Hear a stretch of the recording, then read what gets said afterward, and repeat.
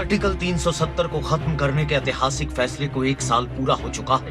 पाकिस्तान और चीन को तगड़ा झटका देते हुए भारत ने पूरी दुनिया को हैरान किया था, तो वहीं पाकिस्तान आज तक भी परेशान है कि भारत ने ऐसा किया तो कैसे किया।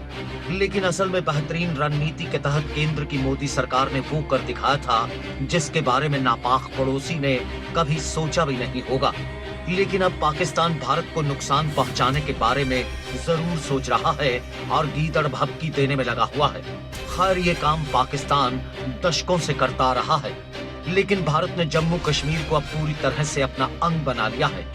नरेंद्र मोदी एंड टीम के एक फैसले ने जम्मू कश्मीर पर दावा ठोकने वाले पाकिस्तान की हवा निकाल कर रख दी थी। लेकिन ये सब कुछ इतना आसान भी नहीं था। बिना किसी को भनक लगे इतने बड़े रणनीतिक फैसले को लागू करना बेहद मुश्किल था। लेकिन प्रधानमंत्री नरेंद्र मोदी, गृह मंत्री अमित शाह और पीएम के सबसे विश्वसनीय अजीत डोभाल ने नामुमकिन को मुमकिन बनाकर रख दिया। जी हां, आपने ठीक सुना, अजीत डोभाल का धारा 370 को खत्म करने में अहम रोल था। पाकिस्तान और चीन दोनों देशों की खुफिया एजेंसियां मोदी सरकार के इस हिट फैसले का अंदाजा न लगा सकीं। सिर्फ यही नहीं, केंद्र सरकार में कई बड़े मंत्रियों और कई अफसरों को भी मिशन आर्टिकल 370 के बारे में कोई जानकारी नहीं थी। देश दुनिया को कुछ और दिखाया गया, लेकिन असल में अंदर ही अंदर बहुत कुछ चल रहा था। एक कहानी के बाद दूसरी कहानी बनाई गई, लेकिन अनुच्छेद खत्म करने का जिक्र कभी नहीं हुआ। मांग कई सालों से चली आ रही थी, लेकिन उम्मीद लगभग खत्म हो चुकी थी। पर एक छोटी सी आस को बड़े फैसले में तब्दील किया गया। अमित शाह और एनएसए अजीत डोभाल जम्मू कश्मीर का दौरा करके भी आए थे। जम्मू कश्मीर में 10,000 से ज्यादा अतिरिक्त सुरक्षा बल पहुंचाए गए थे। ये सब होने के बावजूद इस मिशन की सूचना किसी भी तरह से बाहर नहीं आ सकी। ये कोई ऐसा काम नहीं था कि झट से हो जाए। इस काम के लिए रिस्क लिया गया और रिजल्ट सबके सामने आया। दबाव चौतरफा था। दुश्मन देशों की सीक्रेट एजेंसियां भी अपने स्तर पर काम कर रही थीं। यहाँ तक कि अतिरिक्त फोर्स जब कश्मीर घाटी में भेजी गई तो उनके कमांडरों को भी मालूम नहीं था कि क्या होने जा रहा है। सभी के लिए एक ही संदेश था, आतंकवाद का खात्मा करना है और अमरनाथ के यात्रियों को कड़ी सुरक्षा में दर्शन करवाना है। गृह मंत्री अमित शाह ने कश्मीर का दौरा भी किया था। इस दौरे के पीछे मिशन को कामयाब बनाने की सोच थी। गृह मंत्री अमित शाह के बाद एनएसए अजीत डोभाल भी कश्मीर गए थे।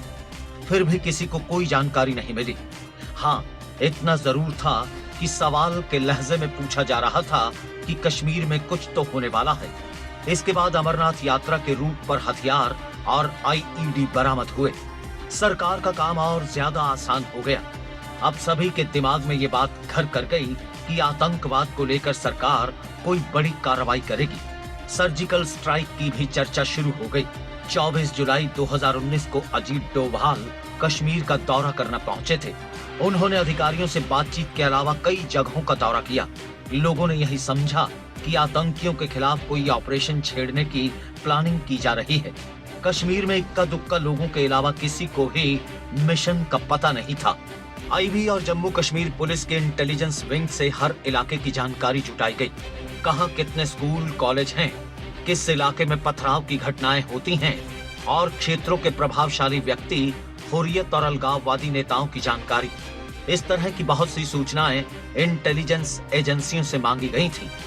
फिर एक दिन ऐसा आया कि अमरनाथ यात्रियों और पर्यटकों को कहा गया कि वे अपने घरों को लौट जाएं। तो सरकार में बैठे लोगों, राजनेताओं और आम जनता ने यह मान लिया कि अब आतंकियों के खिलाफ कार्रवाई होने जा रही है। एनएसए के दौरे के एक सप्ताह बाद रॉ सेक्रेटरी सामंत गोयल भी 2 दिन के लिए जम्मू कश्मीर गए थे। बॉर्डर के किस हिस्से पर और घाटी में कहां क्या हो सकता है, यह होमवर्क कर लिया गया। जम्मू कश्मीर में किस जगह पर दंगाई या पत्थरबाज हरकत कर सकते हैं, यह जानकारी पहले से ले ली गई थी। किस नेता को कब और कहां नजरबंद करना है, इसके लिए एक बड़े अफसर से मदद ली गई थी। और फिर आया वो दिन जिसके बारे में किसी को शायद मालूम ही न था, और संसद में इतिहास को बदलते हुए और नया इतिहास बनाते हुए देश के गृह मंत्री अमित शाह ने जोश से भरा दुश्मनों को हिलाने वाला भाषण दिया और ऐलान कर दिया कि आर्टिकल 370 अब नहीं रहा। उस दिन से अनुच्छेद 370 के सभी खंड लागू नहीं होंगे, सिवाय खंड 1 के नामक तदनुसार पढ़ा जाएगा। संविधान के समय समय पर संशोधित न्यूज डेस्क से कमल कौशिक, खबरें अभी तक।